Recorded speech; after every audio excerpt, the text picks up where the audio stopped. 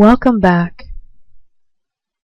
Now that we have laid the theoretical groundwork for our discussion, let us journey through the aisles to the various examples of the high crosses. Our first stop are the crosses of Iona. These crosses were made as early as the 8th century and may be where the ringed form on the Celtic high cross originated. Seen here is St. Martin's Cross.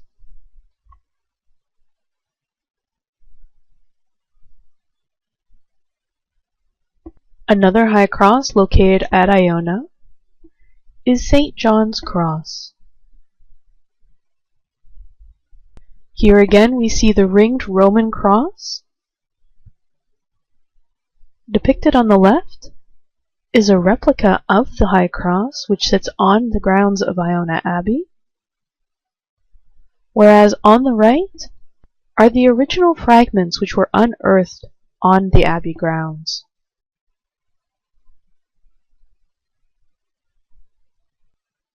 Our next stop is at the site of another set of early Christian Celtic crosses, specifically the crosses at Ahenny. Note the ringed cross design, as well as the Latin influence from earlier pre-Christian times. These crosses were carved somewhere between the 8th and 9th century.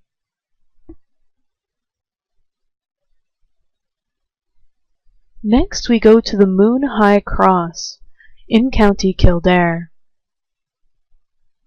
This cross was crafted somewhere between the 8th and 10th century and measures an enormous 17 feet tall and is carved in granite.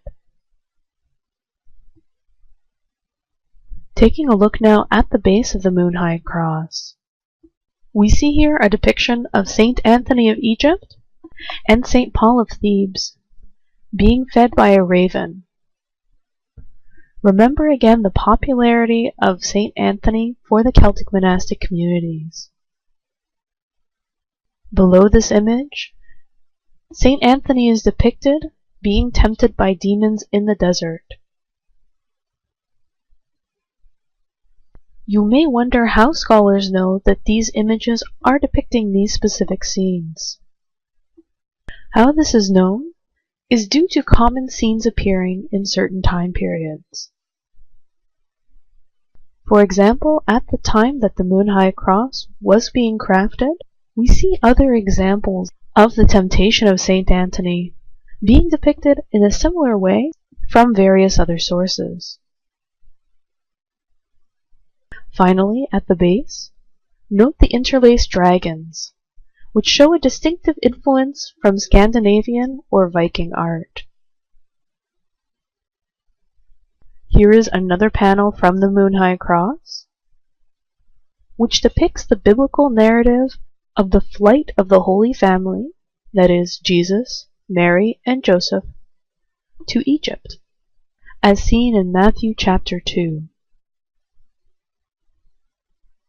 The image below depicts one of the miracles of Jesus, where he fed 5,000 people using only 2 fish and 5 loaves of bread. It has been suggested that these high crosses may not have always looked the way they do today, and may have in fact been painted previously. Consider this artist's vision of the Moon High Cross when it was painted.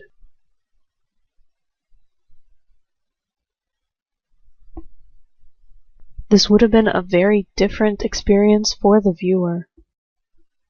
In the central image, we see again the Gospel narratives from the last slide, and on the right, a depiction of Jesus and the 12 apostles. We leave now the Moon High Cross and journey to the Doherty Cross.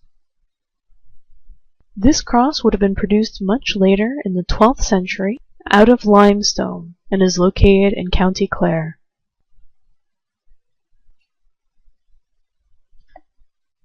We will take the opportunity with the Doherty Cross to take a look at it in great detail. Note first that all of the ecclesiastical figures carry crossers, which indicates cosmopolitan cultural links. The top figure, for example, holds a crosier in a similar style to the Roman volute, while the figure on the lower left-hand side holds an Irish-style crook, while the last figure visible in this image holds a Coptic or Tau-style crook. Here we see once again the influence of outside cultures on Irish culture. Consider that, like the Moon High Cross, this cross may have likewise been painted. Here's an artist's rendering of what this may have looked like. Once color is added, the crossers are even more apparent.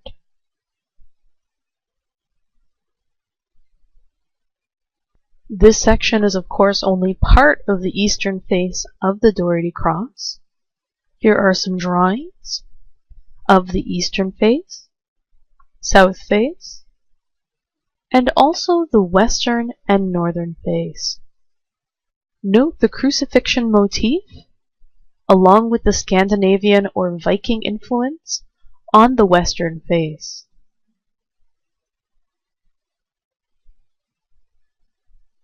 This is similar to another example we have seen previously of the Scandinavian-style north portal in Ernstave Church in Norway. Consider this as well in conjunction with one of the Lindensberg runestones, which was created in the 11th century in Sweden.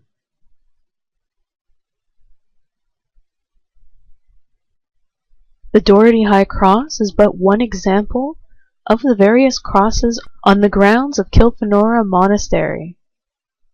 Another high cross is the Western High Cross, similarly carved in the 12th century, in this instance from limestone. Here are some artist drawings which show the motifs in greater detail. Note once again the clear influence of the Latane style.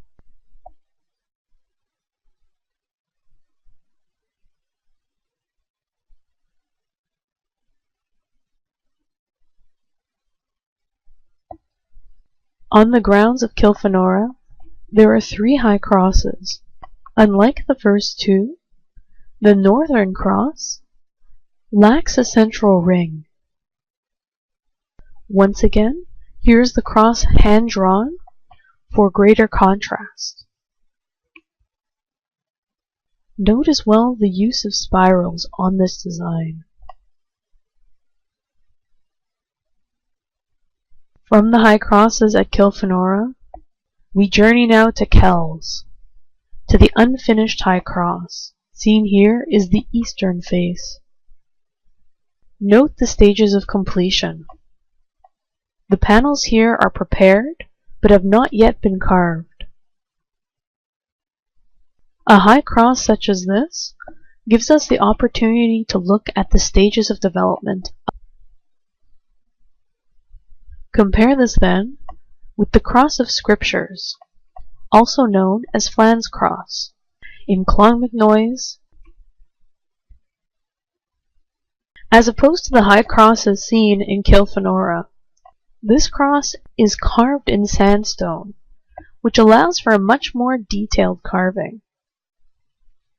Seen here is the replica of Flan's Cross, although the original does reside in the museum.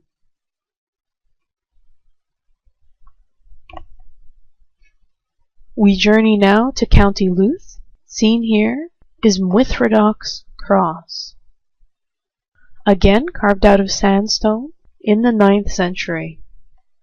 The cross itself stands roughly 17 feet tall. The softness of the sandstone allows for great detail, but also makes the cross vulnerable to wear from the elements.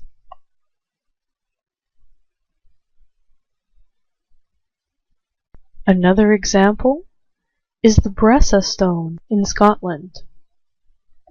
While not a high cross, this stone is special as it is a Pictish slab with cross motifs and writing in Ogham, Gaelic, and Norse inscriptions.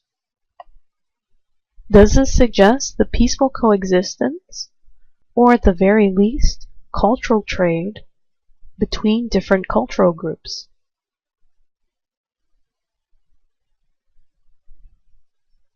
We see similar motifs throughout the Isles. For example, in Cornwall, on the Isle of Man, with specifically Viking motifs, and in Wales.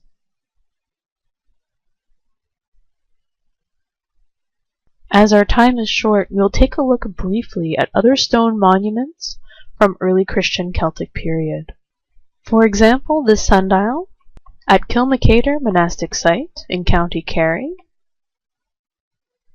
was perhaps carved somewhere around the year 800, although the pin is missing, which would allow for this stone monument to act as a sundial. Another example is the Bishop's Stone.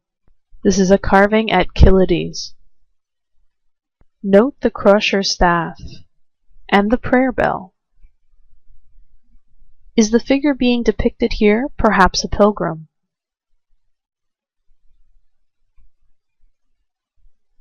One last example of carvings in the Isles are the Ballon stones. These are stones with bowl-like depressions dating from the Neolithic period onwards. Could these be querns for grinding grain?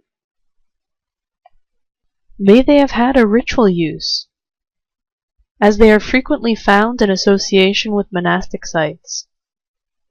Or could it simply be a case of natural weathering being repurposed? Or simply doggy watering bowls?